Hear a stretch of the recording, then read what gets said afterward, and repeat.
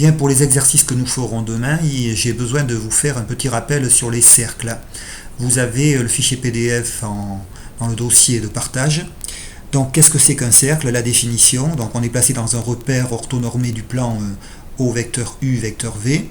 Donc, en fait, je rappelle, on a un centre oméga, un point M sur le cercle. Eh bien, c'est caractérisé par le fait que la distance oméga M soit constante.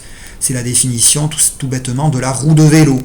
Oméga est fixé, c'est le centre, et M, il se déplace sur le cercle. Donc le cercle C de centre oméga. Oméga, c'est cette fameuse lettre grecque là qui peut être commode, qu'on utilise souvent. Alors les coordonnées sont données, x oméga, y oméga. Le rayon c'est grand R. Grand R évidemment est positif. C'est l'ensemble des points M de coordonnées x, y, tels que oméga M soit égal à R. Donc ça c'est la définition d'un cercle. Et grâce à cette définition, vous avez dû voir en première qu'on peut trouver ce qu'on appelle une équation cartésienne du cercle. Alors qu'est-ce que c'est? Comment on fait pour la trouver cette équation? On est dit que oméga M égale R. Si on élève au carré la distance oméga M carré, donc la distance oméga M au carré est égale à R au carré.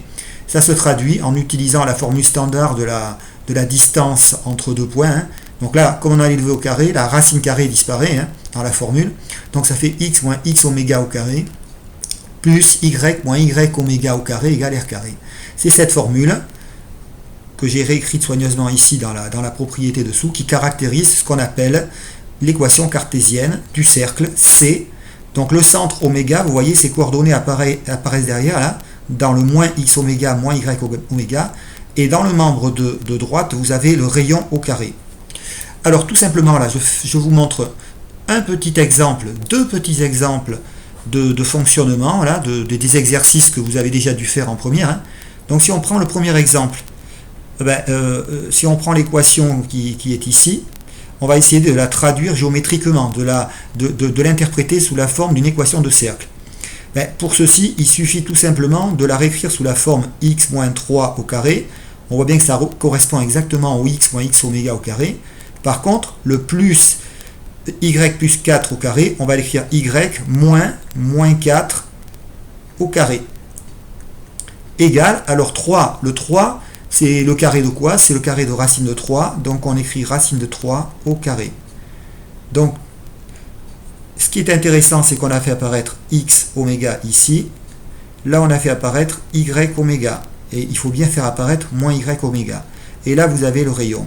Donc de quoi s'agit-il? Ici, on a l'équation, voilà, du cercle C de centre.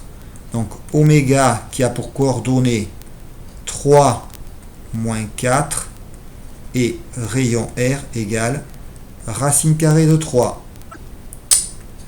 qui est ici. L'équation, elle n'est pas sous la bonne forme parce qu'en fait, on ne voit pas apparaître les deux identités remarquables. X moins x oméga au carré, y moins y oméga au carré. Donc, on va faire apparaître ceci. D'abord, on va regrouper tout ce qui est en x ensemble, puis tout ce qui est en y ensemble. Vous voyez, y carré plus 5y. Le plus 3, on fait passer de l'autre côté en moins 3, comme ça, il ne nous embête plus. Ensuite, on va essayer de faire apparaître donc ici une identité remarquable.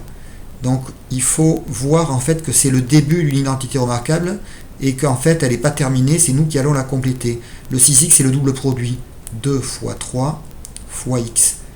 On appelle cette méthode la technique tout simplement de l'écriture d'un trinôme sous forme canonique. Et ici on a plus, alors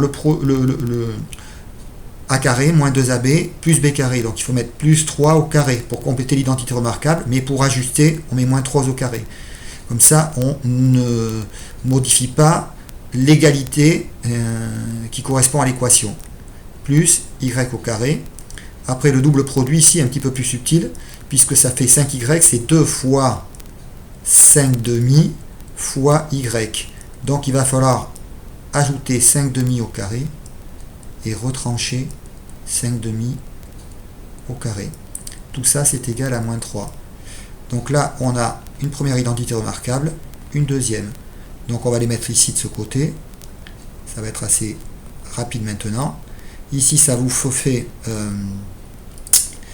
x moins 3 au carré plus y plus 5 demi au carré. Et je dirais que maintenant, donc là, ceci, c'est moins 9. Je le mets ici. Ceci, c'est moins 5 demi au carré, moins 25 quarts. On s'empresse de mettre tout dans le membre, tous les nombres où il n'y a pas de x et de y. Maintenant, toutes les constantes, on les met à droite. Moins 3, ça va faire plus 9, plus 25 quarts. Donc ça va faire 6 plus 25 quarts. Si on met en quart, 6 fois 4, 24, ça va vous faire 49 quarts. Et là, c'est très intéressant parce que vous allez vraiment avoir l'équation maintenant qui va s'écrire convenablement. Vous avez x moins 3 au carré plus y moins, alors moins 5 demi pour faire apparaître le y moins y oméga au carré. Et là, 49 quarts, eh ben c'est le carré d'un nombre, puisque 49 c'est 7 au carré, 4 c'est 2 au carré, c'est le carré de la fraction 7 demi. Donc c'est 7 demi au carré. Donc là, je vais l'entourer convenablement. Qu'est-ce que vous voyez donc? Vous voyez que là, votre équation, qui était un peu compliquée au départ, a été réécrite sous cette forme-là, sous la forme de l'équation cartésienne d'un cercle. Donc ici, on a le cercle C, de centre oméga, dont les coordonnées sont 3 et moins 5 demi, et le rayon R est égal à 7 demi. Voilà pour cette petite vidéo.